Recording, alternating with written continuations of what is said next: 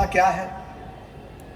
उत्तम प्रजातंत्र की व्यवस्था है कि नेता धूप में रहे लेकिन जनता को छाया देने का काम हमेशा करे, इसकी चिंता करें। और मैंने देखा कि इन्होंने किस तरीके से सबको छाया में रखकर और नेताओं को तपने के लिए प्रेरणा देने वाला काम किया है।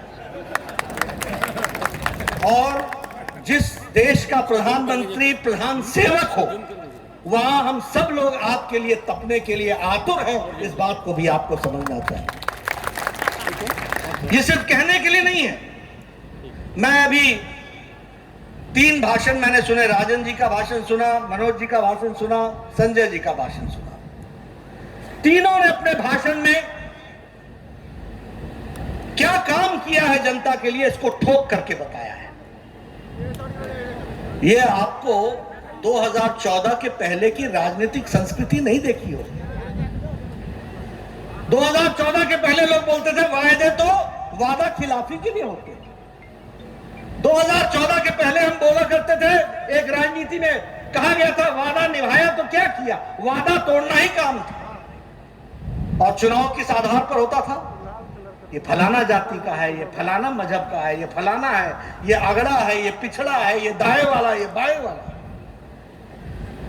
रिपोर्ट कार्ड लेकर के जनता के बीच में जाने का काम किसी ने सिखाया तो नरेंद्र मोदी जी ने सिखाया है। इस बात का समझना चाहिए। इसलिए मनोज जी भी आए, राजन जी भी आए, सबने, हमारे संजय जी ने आपके सामने छाती ठोक करके जो काम किया उसको बताने का प्रयास किया। यही फर्क है। कोई राजद वाला ये नहीं करेगा, कोई कांग्रेस पार्टी वाला नहीं करेगा। कांग्रेस पार्टी वाले को इधर दिखाओगे तो बोलेगा वो बहुत अच्छा है, बात को बदलेगा। लेकिन वायदा निभाने की ताकत रखने की ताकत अगर है तो वह एनडीए में है और जनता की सेवा करने का मादा भी एनडीए में है। ये मैं आपको बताना चाहता हूं। आज हम बिहार के चुनाव में आए हैं, मैं भी छाती ठोक कर ये कह सकता हूं कि हमारे प्रधानमंत्री श्री नरेंद्र मोदी जी ने 5 साल पहले 1,25,000 करोड़ रुपए का पैकेज दिया था बिहार को। उस समय हमारे विरोधी उसका मजाक बना रहे थे, उन समय उनका मजाक बनाया इस बात का। और मुझे याद है कि लालू तो अपने भाषा में किस तरीके की भाषा बोलते।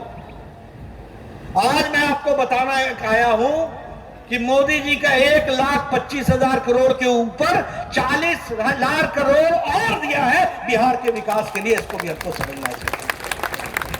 क्या रेलवे, क्या रोड, क्या शिक्षा, क्या स्वास्थ्य का तो मंत्री मैं ही रहा। 2 एम्स दिए, all India institute of medical sciences. आजादी के बाद आपके पास एक मेडिकल कॉलेज था, वो भी अंग्रेजों के जमाने का, prince of Wales medical college, Patna medical college. उसके बाद 3 मेडिकल कॉलेज आए, Darbhanga medical college, Dhanbad medical college, Pataliputra medical college. ये भी प्राइवेट क्षेत्र में आए थे, बाद में सरकार ने लिया था। 2014 से लेकर के 2020 6 साल के अंदर 11 मेडिकल कॉलेज दिए हैं। आज बिहार में 14 मेडिकल कॉलेज खुले। हम आपको अपना रिपोर्ट कार्ड रखने आए हैं। 40,000 करोड़ रुपए का एक्स्ट्रा काम दिया। मनोज जी अभी बता रहे थे 4 लेन का काम। नितिन गडकरी जी ने किस तरीके से सहर्ष स्वीकार किया। इसलिए मित्रों, पहली बात तो समझ लेना, जहां एनडीए है वहां विश्वास है, जहां एनडीए है वहां विकास है, जहां एनडीए है वहीं आगे बढ़ने की ताकत है। इस बात को हमको समझना चाहिए। इसलिए मैं आपसे निवेदन करने आया हूं कि हम सब लोगों को एनडीए के कैंडिडेट्स को जिता करके आगे भेजने की आवश्यकता है, यह हमको समझना चाहिए। मित्रों, हम कोविड के संक्रमण में खड़े। कोविड के मैनेजमेंट की अगर हम बात करें तो बड़े बड़े देश इसके मैनेजमेंट में लड़खड़ा गए। अमेरिका जैसा समृद्धशाली देश तय नहीं कर पाया कि लॉकडाउन लगाएं कि इकोनॉमी संभाले। आज दिन तक नहीं फैसला कर पाया। सामर्थ्यवान देश जिसमें ताकत थी, जिनका स्वास्थ्य सिस्टम बहुत अच्छा था भारत से, वह भी असहाय महसूस करने लगा। उनकी भी स्वास्थ्य सेवाएं चरमरा गई। लेकिन मोदी जी के नेतृत्व में भारत मजबूत इरादे के साथ चला, समय पर फैसला लिया, टाइमली और बोल्ड डिसीजन लिया, लॉकडाउन लगाया और 130 करोड़ की जनता को बचाने का काम किया। यह हमको ध्यान रखना चाहिए। जिस दिन लॉकडाउन लगा था उस दिन हमारे पास टेस्टिंग फैसिलिटी प्रतिदिन 1500 थी। आज हमारी testing capacity 15 lakh per day हो गई है। 15 लाख। उस समय हमारे पास हॉस्पिटल एक था, कोविड का हॉस्पिटल। आज 1500 से ज्यादा हॉस्पिटल है। आज 4 लाख से ज्यादा कोविड डेडिकेटेड बेड्स हैं। उस समय हम एक भी वेंटिलेटर नहीं बनाते थे। मोदी जी ने प्रेरित करके लॉकडाउन में 3 लाख भारत का बना हुआ वेंटिलेटर भारत की मार्केट में पहुंचाया। यह आपको ध्यान रखना। उस समय हम एक भी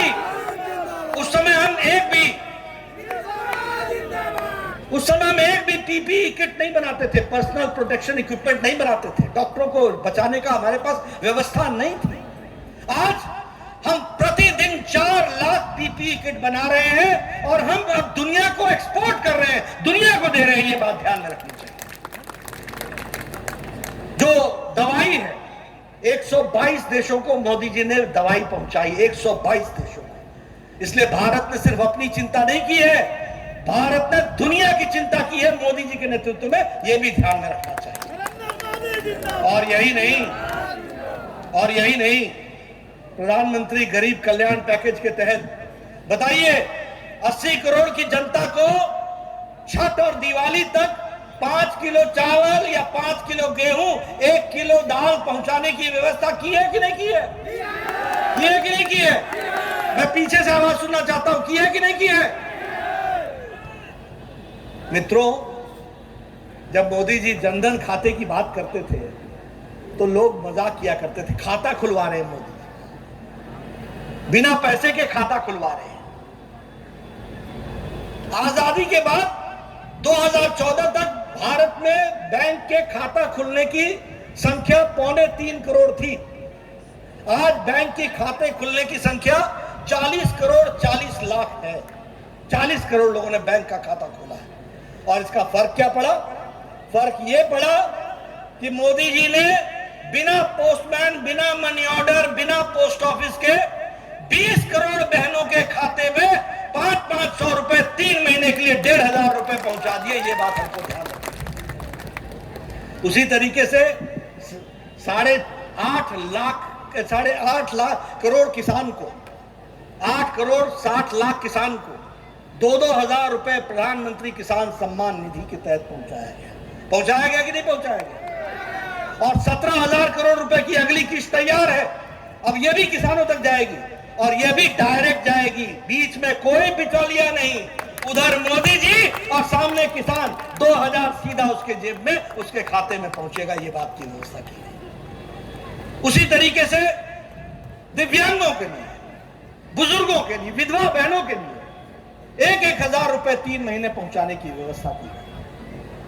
8 करोड़ बहनों को उज्ज्वला के तहत गैस का सिलेंडर 3 महीने के लिए पहुंचाने की व्यवस्था की गई। 3-3 सिलेंडर दिए गए। ये सब प्रधानमंत्री गरीब कल्याण पैकेज के तहत किया गया है। और इसलिए मित्रों, हम ये कह सकते हैं कि आज हम कोविड से भी लड़ रहे हैं, हम कोविड जैसे बीमारी से भी लड़ रहे हैं, साथ ही साथ मोदी जी के नेतृत्व में भारत को भी आगे ले जा रहे हैं। इस बात को हमको समझना चाहिए। आज जब मैं बिहार आया हूं तो आत्मनिर्भर भारत की जब हम बात करते हैं तो ये चावल का कटोरा जो एक विकास की एक नई कहानी रखने का एक ताकत रखता है, इसको भी अब विकास के साथ जोड़ने की जरूरत है। मैं बहुत सी बातों पर चर्चा नहीं करूंगा। मैं ये नहीं बताऊंगा आपको कि आपके इस इलाके का जो औद्योगिक आगे आने का विषय था, उसको किसने रोका है, किसने जो यहां पर उद्योग चल रहे थे उनको रोकने का काम किया है? कांग्रेस पार्टी की कुनीति ने इसको रोकने का काम किया है। लेकिन मैं आपको विश्वास दिलाना चाहता हूं, मोदी जी के नेतृत्व में, नीतीश जी के नेतृत्व में बिहार आगे बढ़ेगा और यहां पर विकास होगा, औद्योगिक क्रांति भी आएगी। इस बात को हमको ध्यान रखना है और उसको भी हम लाने के लिए आगे पूरा जोर लगाएंगे। मित्रों, हम सब लोगों ने भारत की तस्वीर, फिर चाहे जनधन योजना हो, उज्ज्वला योजना हो, उजाला योजना हो, आप विश्वास कर सकते हैं कि ये 70 साल की आजादी के बाद 18,000 गांव बिना बिजली के थे, 22 करोड़ लोग बिना घर में बिजली के थे। आज मोदी जी ने 18,000 गांव तक बिजली पहुंचा दी है और 22 करोड़ लोगों के घरों में बिजली पहुंचा दी है। इस बात को भी हमको ध्यान में रखना चाहिए। मैं तो गांव से आता हूं। जब गांव वाले अपने घर में बिजली लगाने जाते थे, मुझे बिहार का मालूम नहीं, लेकिन मैं अपने इलाके की बात बता सकता हूं। हमारे से जूनियर इंजीनियर पूछा करता था, अच्छा बिजली चाहिए, ठीक है, तार है तुम्हारे पास? मतलब तार मैं घर से दूं। खंबा है तुम्हारे पास? नहीं है, चलो खंबा हम दे देंगे, तार तुम दो। फिर क्या कहते थे, गांव वालों को बुलाओ और खंबा ले जाओ और लगाने वाला हम भेज देंगे। होता था कि नहीं होता था? आज सौभाग्य योजना में दोपहर को फॉर्म भरो और अगले दिन रात होने से पहले बिजली आपके घर में पहुंचेगी। यह है प्रधानमंत्री मोदी जी का काम करने का तरीका, इसको समझो। और कितने लोगों को बिजली पहुंचाई? 22 करोड़ लोगों को बिजली पहुंचाई है। इसको भी हमको ध्यान देना है। प्रधानमंत्री आवास योजना 1.25 लाख लोगों को तो घर बना ही दिया, लेकिन आज निश्चय ये हुआ है कि आने वाले समय में हम प्रयास करेंगे कि कोई भी व्यक्ति पक्के मकान के छत के बगैर ना हो। यह है हमारा नया भारत का सपना, जो प्रधानमंत्री मोदी जी के नेतृत्व में पूरा होने वाला है। संजय जी ने चर्चा आयुष्मान भारत की। मैं अपना सौभाग्य मानता हूं, दुनिया का सबसे बड़ा हेल्थ का कार्यक्रम। इस देश की जनसंख्या 1 करोड़ 30 लाख है, 1 अरब 30 करोड़ है और 55 करोड़ लोगों को मोदी जी ने, जो गरीब है, रेड़ी वाला, फेड़ी वाला, रिक्शा वाला, घर में काम करने वाला, किसान, जो बिल्कुल गरीब है, उसको 5 लाख रुपए का सालाना हेल्थ का कवर दिया है। यानी गंभीर बीमारियां होंगी तो 5 लाख रुपए का इलाज सालाना एक परिवार को मिलेगा, 55 करोड़ लोगों को मिलेगा। इस बात को हमको ध्यान में रखना चाहिए। ये आयुष्मान भारत सबसे बड़ी हेल्थ की स्कीम को करने का काम माननीय मोदी जी ने किया है। आप सब लोग बड़े लंबे समय से कहते थे, सोचते थे, विचार करते थे कि भव्य राम मंदिर अयोध्या में बने। सदियों से लोग इस विचार को लेकर के चले थे। कांग्रेस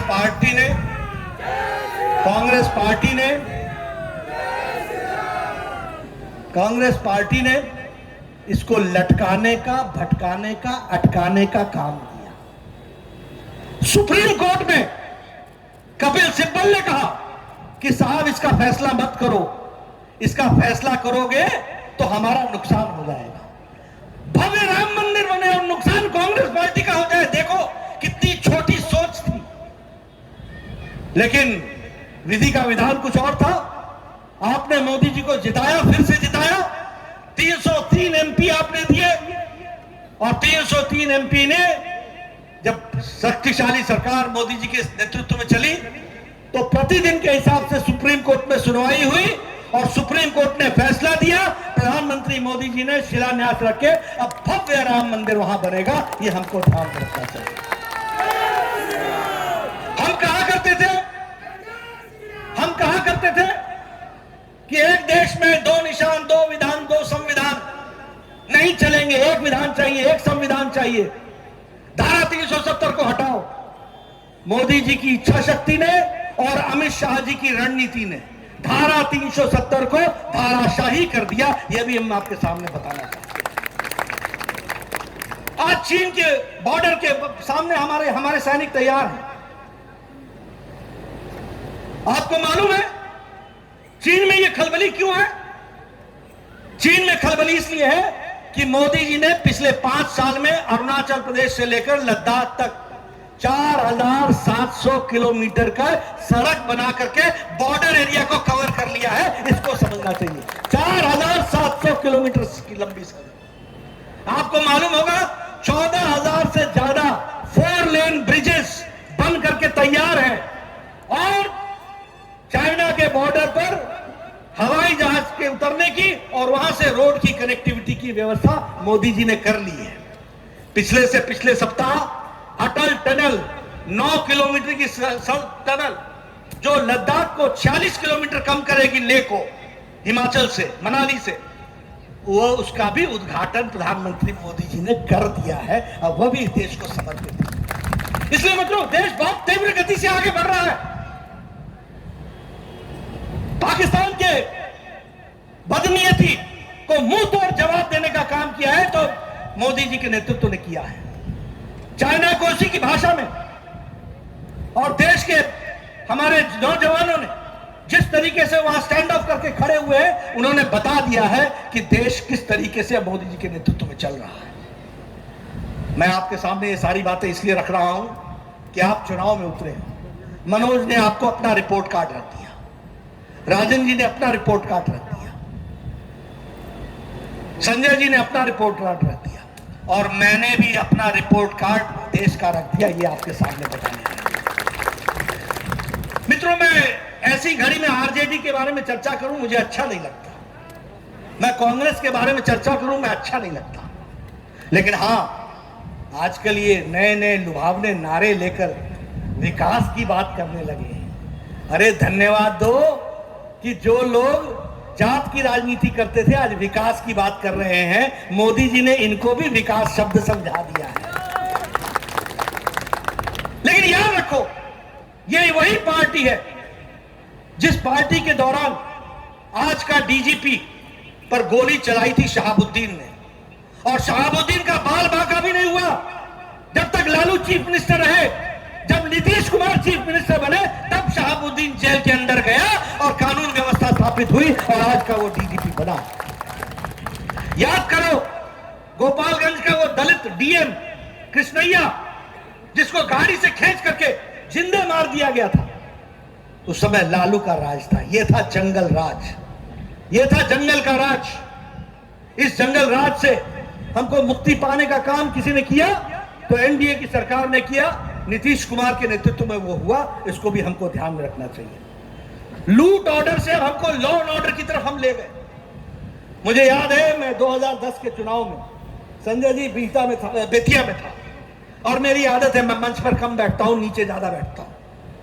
तो मैं मंच में नीचे बैठा था, एक आया नौजवान, नीतीश के सुने बा, नीतीश के सुने बा। मैं कहा बा कौन चीज सुन बा रहे, फर्क पड़ गई। हम क्या फर्क पड़ गई? बड़ी फर्क पड़ गई। हम लोग क्या फर्क पड़ गया? बोला, उसने अपनी भाषा में बोला, मैं हिंदी में बोल रहा हूं। उसने कहा मैं साइकिल से आया हूं। तो मैंने कहा इसमें कौन सी बड़ी बात है? बोलता 5 साल पहले साइकिल से आते हैं तो लौटते में साइकिल रोक लेते लोग, मिलता नहीं वापस। इस शाम के 7 बज गया है, साइकिल से आया हूं और साइकिल से वापस जाऊंगा। इन नीतीश के राज में पूरा लॉ एंड ऑर्डर आ गया है। मैं आपको ये इसलिए बातें याद दिला रहा हूं कि पिता के बेटे को भी मालूम होना चाहिए कि उनके पिता ने क्या किया था। जानकारी होनी चाहिए किस तरीके से लाठी राज को हम कानून राज में बदला। हम लोग लाठी राज, जिसकी लाठी उसकी भैंस, जिस पर जो मर्जी आई वो कर दिया। उसी तरीके से बाहुबल से निकल करके हमको विकास बल की ओर चलना है। मैं आपको याद दिलाना चाहता हूं, ये चरवाहा विश्वविद्यालय बनाते बनाते बिहार को चरागाह बना दिया, और चरागाह बनाते बनाते चारा घोटाला कर दिया, और चारा घोटाला करते करते यहां से चले तो कांके पहुंच गए। मैं ये इसलिए आपको याद दिलाना चाहता हूं, वक्त भूल जाते हैं लोग, और राजनीति में वक्त को याद रखना चाहिए। उजाले की इज्जत तब तक होती है जब अंधारे के बातों को समझने की ताकत हो। इसलिए बिहार उजाले की ओर चल पड़ा है।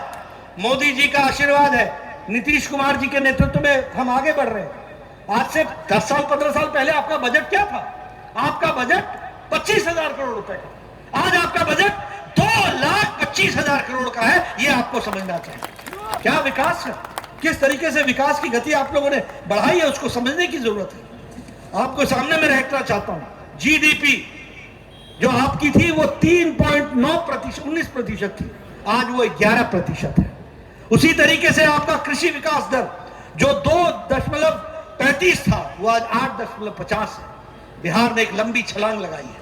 मित्रों, मैं आपको एक ही निवेदन करने आया हूं कि आप हेल्थ प्रोटोकॉल को फॉलो करते हुए, हेल्थ को सारी बातों को मानते हुए, कोरोना क्राइसिस में अपने आप को बचाते हुए चुनाव में विजय हासिल कराएं। हमारे प्रिय मनोज को, जिसने छाती ठोक करके कहा है कि हम आपका विकास करेंगे, इसको साथ दें, इसको आगे बढ़ाएं। और मैं आपको विश्वास दिलाता हूं, ये आपकी सेवा करेगा, आपकी चिंता करेगा, खुद धूप में खड़ा रहेगा, आपको छाया में रखेगा। इस बात का आपको विश्वास दिलाता हूं, आपको विकास की ओर ले जाएगा। आपने मेरी बात सुनी, आपका मैं धन्यवाद